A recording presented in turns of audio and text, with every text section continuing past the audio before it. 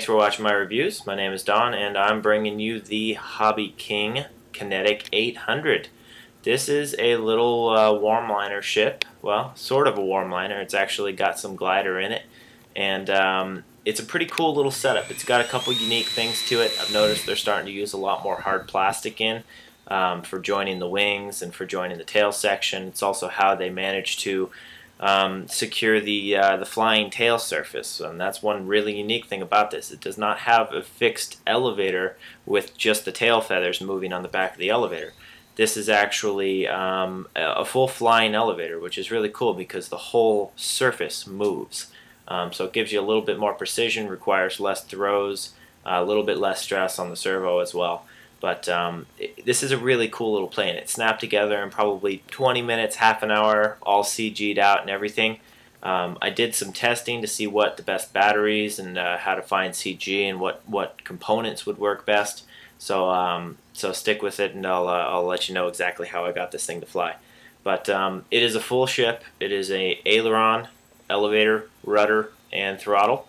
And it comes with a full foldable prop as well, so it's designed to have a little bit of penetrating ability into the wind, and it does work very well getting it up to altitude, cutting off the throttle, and it will stay up for a long time, even set up on a fairly heavy 3-cell.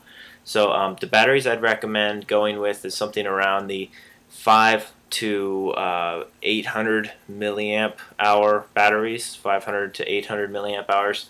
I was running 850 Nanotechs, so I have the plane set up to run an 852 cell and also an 853 cell. Now if you're looking for something that's going to be very responsive, you want it to be really fast, you want the thing to have unlimited vertical, put the 3-cell in and it will do all of that for you. If you want a light airship, you want to go out, potentially thermal, have a little bit of sloping fun on a light day, then run the 2-cell. And I really like the plane with a 2 and a 3-cell setup, but it's a very different feel between them. And the great thing is that the battery compartment is actually fairly large, fairly open for those batteries, so you can move it around and not have to change anything other than the position of the battery by about an inch to run the 2-cell or the 3-cell.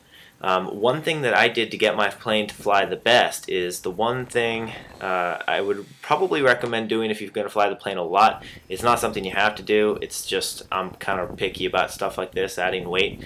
The ESC that came stock was a 30 amp, which is great because they over ESC'd it. That is awesome. It's not good to under ESC because then you fry the ESC, the speed control, and it's pretty much shot. You can really easily lose a plane that way. But over ESC'd it by a lot is the downside. So that 30 amp is great, it'll work fine, but if you're looking to get this plane as light as possible or you want maximum battery capacity, pull out that 30 amp ESC and put in a 12, because that's all I could get this plane to pull. On a 3-cell setup I was pulling about 10.5 amps, and you don't need a 30.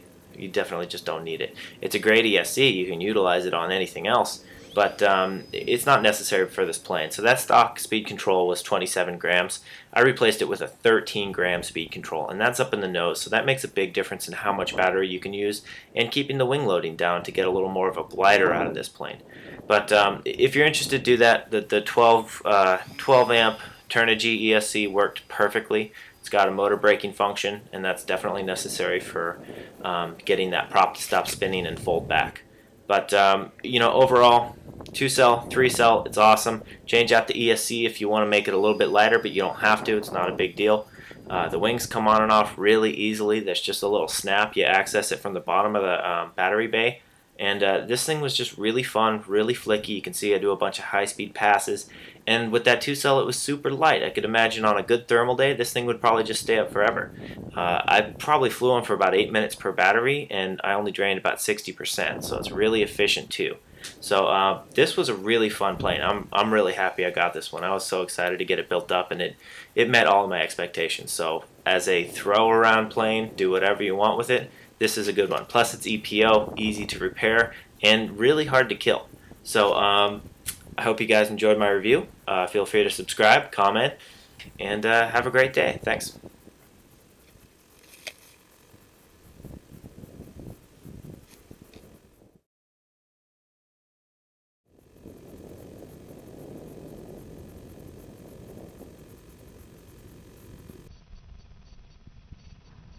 Ugh.